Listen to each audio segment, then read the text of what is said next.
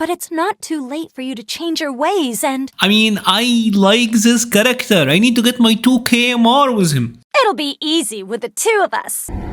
I remember all of the good time we had.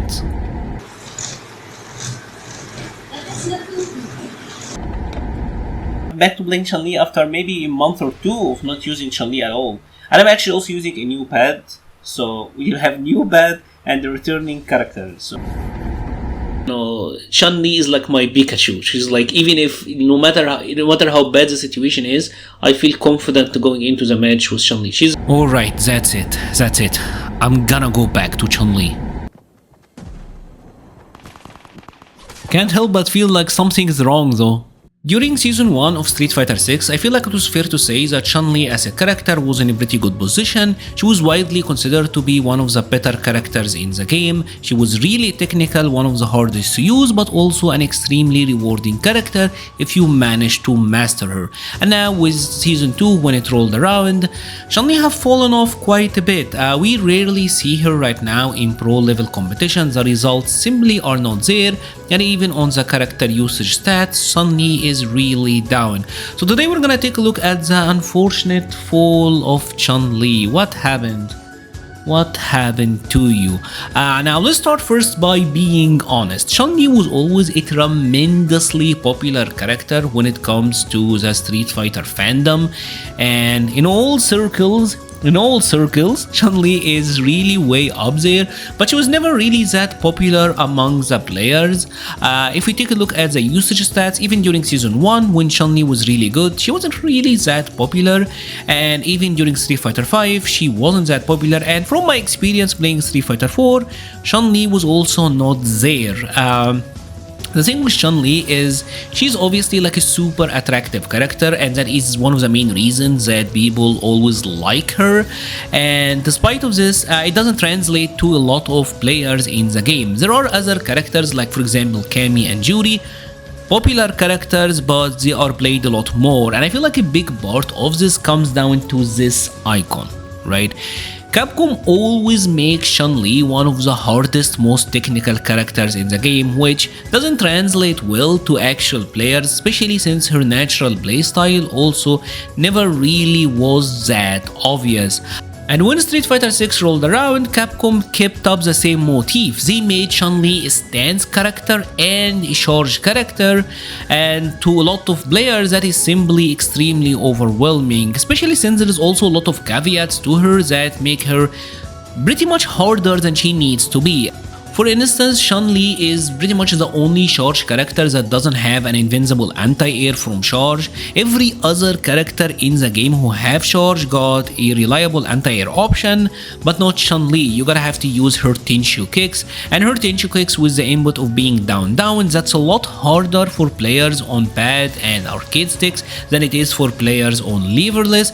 Unfortunately as well, the first down doesn't count. With Chun-Li you have to let go to neutral and then do the input again, so you kind of have to stand up, making it much harder to use. There are also other aspects of her that make her a lot more technical, like for example her standing jab was always one of her best weapons, and it's amazing because you can counter hit with it into a crouching medium kick and get an OD spinning bird kick. Absolutely fantastic, but the issue is this requires really good charge timing.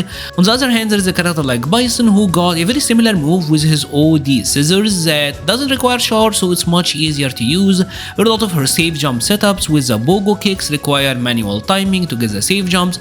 Most of the roster got automatic setups. I know it's kinda nuts and probably unfair to compare Chun-Li to Bison because Lord Bison is kinda ridiculous, but that is the game.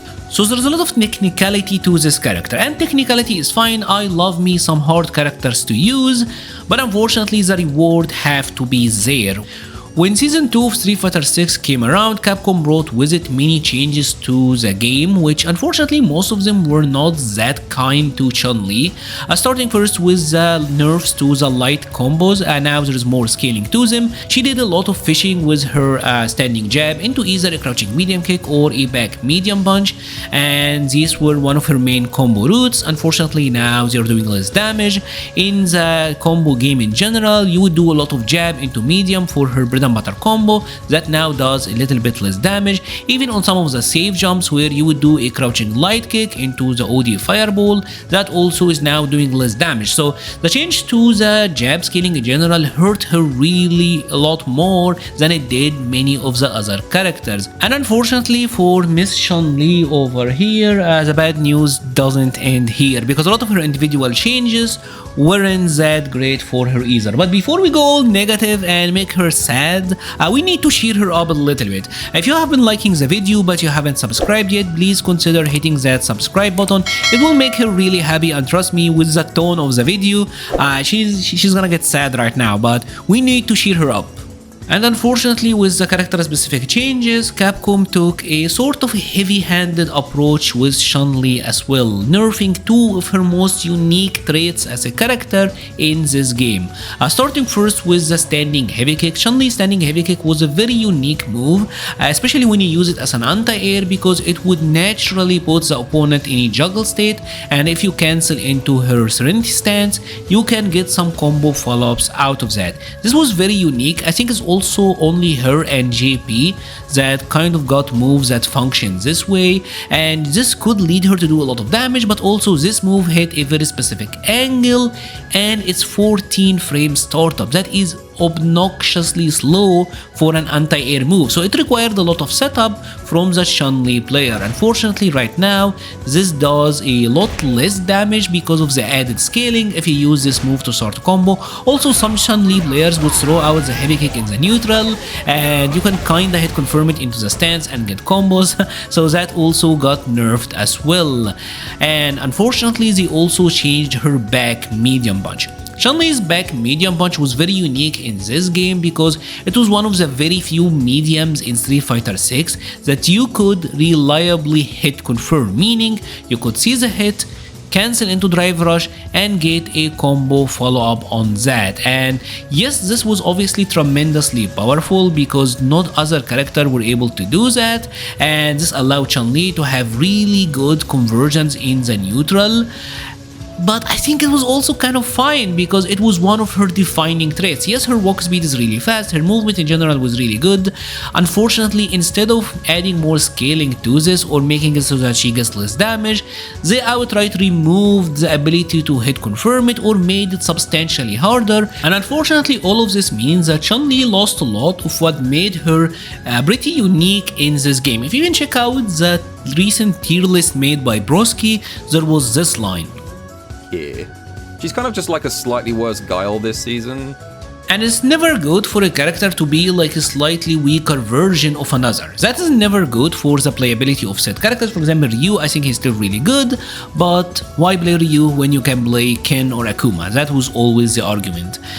And also Street Fighter 6, I feel like currently with the current season, the recent characters that are coming out are very strong. Akuma is super strong, Bison is super strong, so the changes in general have not been that kind to Chun-Li.